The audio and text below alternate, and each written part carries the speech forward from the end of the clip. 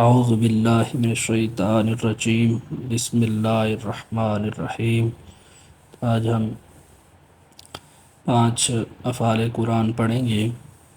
تو پہلا فعل ہے زبنا یزبنو زبن، دفع کرنا، دھکیلنا، پھینکنا۔ سورۃ علق میں استعمال ہوا۔ سندع الزبانیہ۔ دوسرا فعل ہے ثبت یثبت ثبت، آرام کرنا، ثبت کرنا۔ ویوم لا یثبتون، اور جس دن وہ ہفتہ کا دن نہ مناتے۔ تیسرا ہمارا فعل ہے سبق یسبق سبقن، سبقت کرنا۔ سورۃ انبیاء کی 27ویں آیت میں آیا لا یسبقونہ بالقول، نہیں وہ آگے بڑھتے اس سے بات میں۔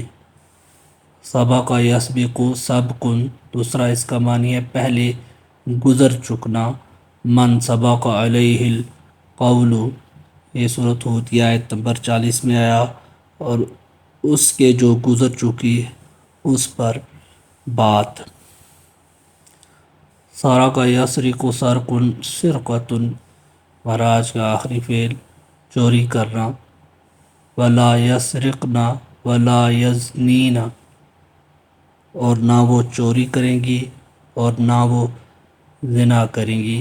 سارق یسرق سرقن، چوری کرنا۔